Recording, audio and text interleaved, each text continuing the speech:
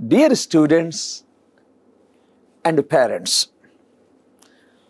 మనము నిన్న ఒక వీడియో చూసాం. ఇంజనీరింగ్ స్టూడెంట్స్ ఏమి చెయ్యాలో ఏమి చెయ్యకూడదో, డూస్ అండ్ డూ నాట్స్ అని.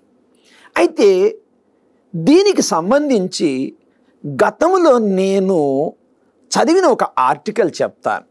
ఆ ఆర్టికల్ స్టాన్ఫోర్డ్ యూనివర్సిటీనా ఆక్స్ఫోర్డ్ యూనివర్సిటీనా నాకు కరెక్ట్గా గుర్తులేదు. ఒక బిజినెస్ స్కూల్లో ఫస్ట్ ఇయర్ ఎంబీఏ ప్రోగ్రాంలో ఒక 100 మంది చేరారు. ఆ 100 మంది చేరినప్పుడు వాళ్ళ వైస్ ఛాన్సలర్ ఏం చెప్పాడు అంటే, మీరు భవిష్యత్తులో 20 సంవత్సరాల తర్వాత మీరు ఏమి కావాలి అనుకుంటున్నారో మీరు ఈరోజు ఫస్ట్ డే అయినాక, ఓరియంటేషన్ డే అయినాక మీరు ఇంటికెళ్ళి ఒక పేపర్ మీద రాయండి. ఆ పేపర్లో రాసింది ఒక సీల్డ్ కవర్లో పెట్టి పేస్ట్ చేసేసేయండి, క్లోజ్ చేసేసేయండి. మీరు తెచ్చి మాకు ఇవ్వండి. ప్రతి కవర్ మీద మీ పేరు, మీ బ్యాచ్ అంటే ఏ సంవత్సరం రాశారు అనేది మాకు ఇచ్చేయండి అన్నారు. సో నెక్స్ట్ డే నాడు అందరు విద్యార్థులు, ఫస్ట్ ఇయర్ విద్యార్థులు వాళ్ళు రాసిన డిస్క్రిప్షన్ తోటి సీల్డ్ కవర్లు తెచ్చి వాళ్ళ ప్రధానోపాధ్యాయులకు ఇచ్చారు. అవన్నీ ఒక చోట భద్రపరిచారు. డౌన్ ద లైన్ 20 ఏళ్ళ తర్వాత ఒక ఎక్స్పెరిమెంట్గా ఆ సీల్డ్ కవర్లను ఇప్పి చూశారు ఏముంది అని. ఒక విద్యార్థి రాశాడు, నేను ఒక గొప్ప హోటల్ ఇండస్ట్రీకి అధినేతను కావాలి అని. మరొకడు రాశాడు ఎంటర్టైన్మెంట్ ఇండస్ట్రీ, ఇంకొకడు రాశాడు మ్యానుఫ్యాక్చరింగ్ ఇండస్ట్రీ, ఇంకొకడు రాశాడు మెడికల్ ఇండస్ట్రీ, ఇంకొకటి రాశాడు ఎలక్ట్రానిక్ ఇండస్ట్రీ, మెకానికల్ ఇండస్ట్రీ. ఇలా 100 మంది 100 రకాల వాళ్ళ యొక్క గమ్యాన్ని, గోల్ గురించి రాశారు. అప్పుడు ఆ పర్టికులర్ యూనివర్సిటీ వాళ్ళు నిజంగా ఈ పిల్లలు ఎక్కడున్నారు అని వెరిఫై చేశారు. చేస్తే కేవలం 20% మంది మాత్రమే వాళ్ళు అనుకున్న లక్ష్యాన్ని చేరుకున్నారు. అయితే ఎవరు వాళ్ళు చూశారు. ఒక ఎక్స్ అనే స్టూడెంటు, నేను ఒక హోటల్ ఇండస్ట్రీకి అధినేతను కావాలి అనుకున్నాడు. అయితే ఆ విద్యార్థి ఏం చేశాడు అంటే, నేను తొలి సంవత్సరం నుంచి, ఫస్ట్ ఇయర్ నుంచి, ఫస్ట్ డే నుంచి నేను ఒక హోటల్ చైన్ పెట్టాలి నా దేశంలో అంటే ఎలా బిగన్ చేయాలి, step 1, step 2, step 3, step 4, financial front, construction front, marketing, sales ఏ విధంగా చేయాలో ఒక డీటెయిల్డ్ డిస్క్రిప్షన్ తోటి తను రాసి సీల్డ్ కవర్లో పెట్టాడు. ఏ విద్యార్థులైతే నిర్దేశించుకున్న లక్ష్యానికి ఏంటి మెట్లు, ఫస్ట్ స్టెప్ ఏంటి, సెకండ్ స్టెప్ ఏంటి, ఎవరైతే వివరంగా రాశారో వాళ్ళే అనుకున్న లక్ష్యాన్ని చేరారు. మై డియర్ స్టూడెంట్, ఆ స్టాన్ఫోర్డో ఆక్స్ఫోర్డో ఎక్స్పెరిమెంట్ గురించి నేను ఈరోజు ఈ సందర్భంగా ఎందుకు చెప్తున్నానో మీకు అర్థమైపోయి ఉంటుంది. ఈరోజు ఫస్ట్ టైం మీరు కాలేజీకి వెళ్ళారు. మీకు కాలేజీలో ఓరియంటేషన్ డే అని, ఇండక్షన్ ప్రోగ్రామ్ అని అంటారు. నేను ఇంతకుముందు చెప్పాను, a good beginning is half done. Day 1 my dear child, day 1 decide your self. నీ లక్ష్యాన్ని నిర్దేశించుకో. నాకు మంచి గవర్నమెంట్ జాబ్ కావాలి, నాకు మంచి ప్రోడక్ట్ బేస్డ్ కంపెనీలో జాబ్ కావాలి, లేదా నేను ఒక మంచి కాంట్రాక్టర్ని కావాలి, మరోటి నువ్వు నిర్దేశించుకో. ఏం చెయ్యాలో నీకు చెప్పేశాను already. Orientation day, day 1 orientation day. ప్రతి కాలేజీ కొన్ని పద్ధతులు పాటిస్తుంది.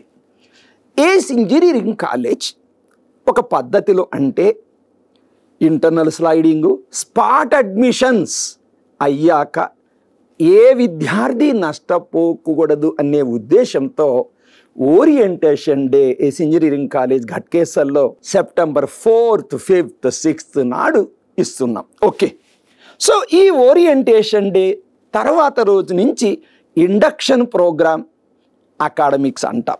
సరే, ఓరియంటేషన్ డే నాడు ఏముంటుంది నేను ముందే చెప్తున్నాను. A good beginning is half done. దయచేసి ఓరియంటేషన్ డే కానీ ఇండక్షన్ ప్రోగ్రాం కానీ మిస్ కాకండి బిడ్డలారా.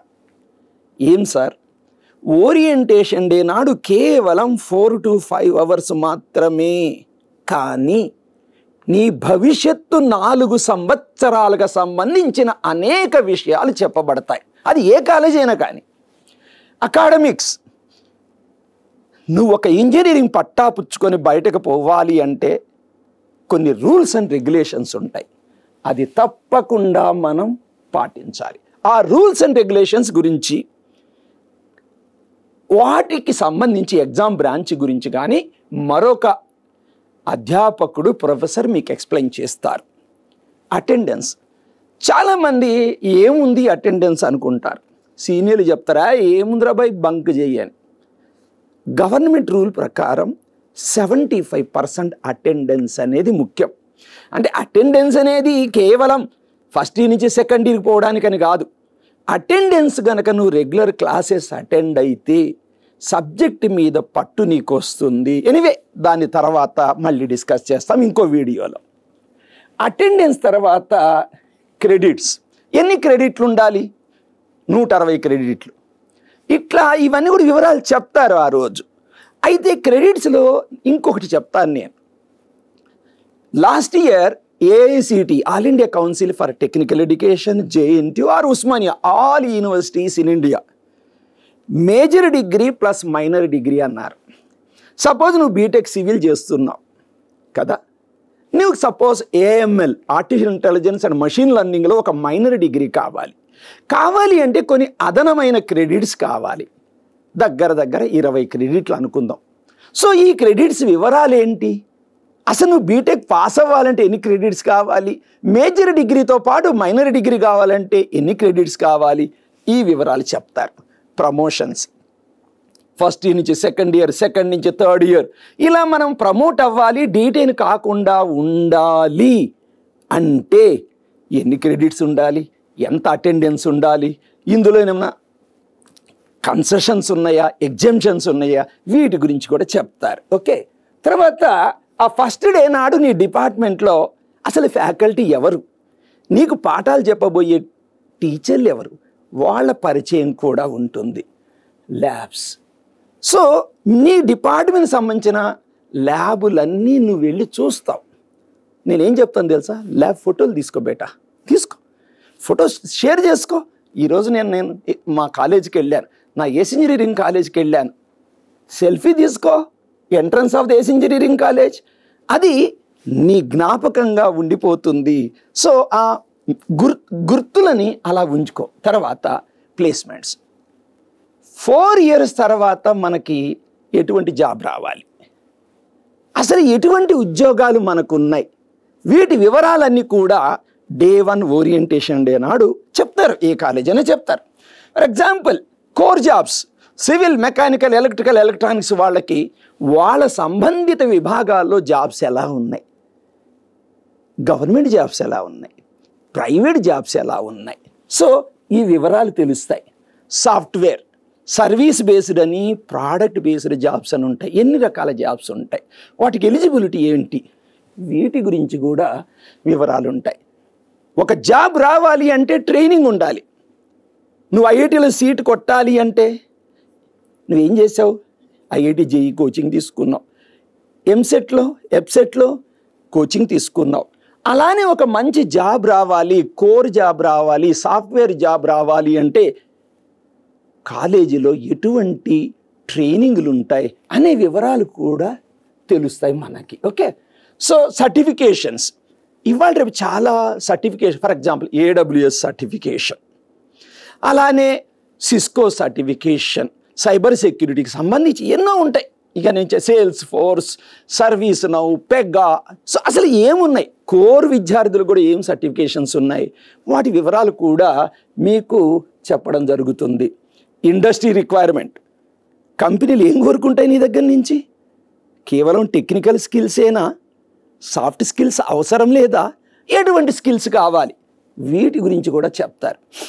లింక్డ్ఇన్ అదొకటి ఉంటుంది. నీ యొక్క ప్రొఫైల్ లింక్డ్ఇన్ అనే దానిలో ఎలా చేయాలి, అలానే ఎటువంటి సోషల్ మీడియా ప్రెజెన్స్ నీకు ఉండాలి, నిన్ను నీవు ఎలా మార్కెట్ చేసుకోవాలి, బ్రాండింగ్ చేసుకోవాలి, ఇలాంటి వివరాలు కూడా చెప్తారు.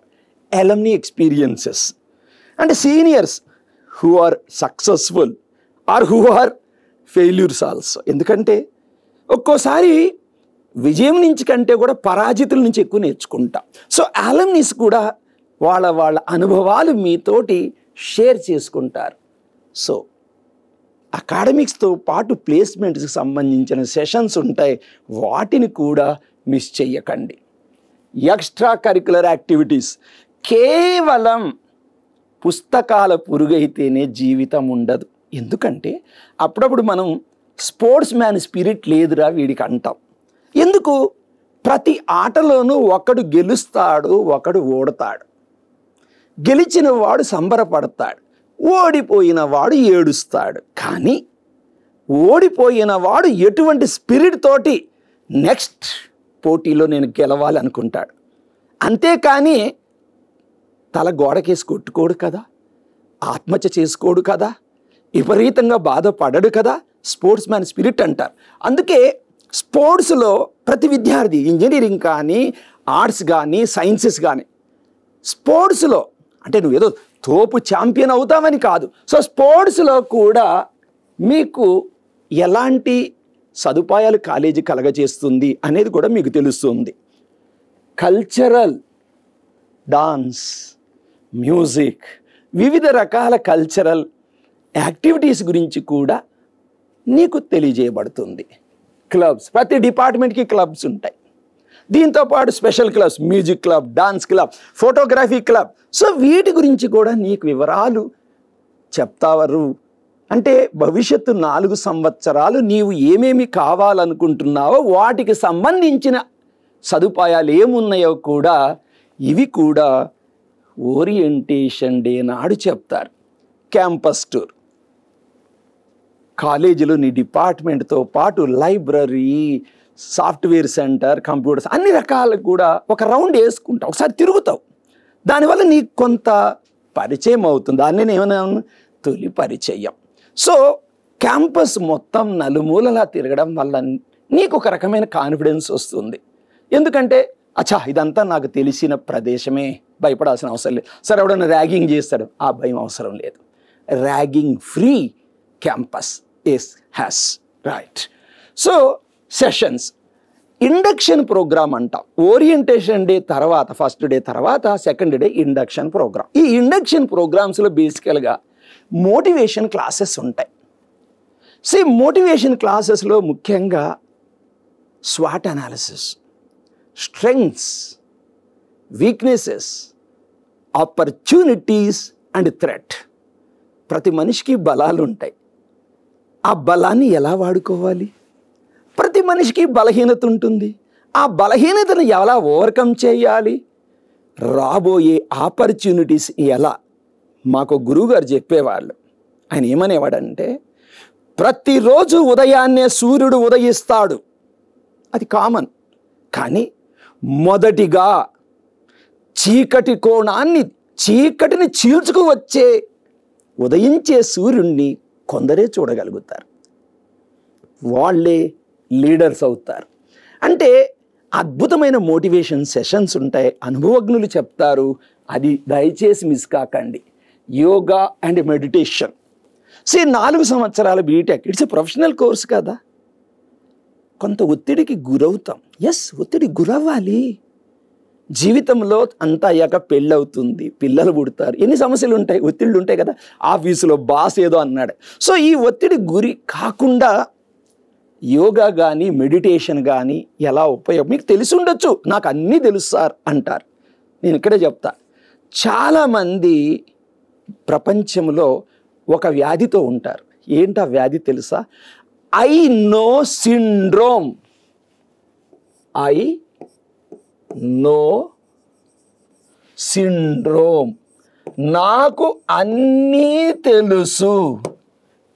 ఇదొక మానసిక వ్యాధి. దయచేసి దీని నుంచి బయటపడండి.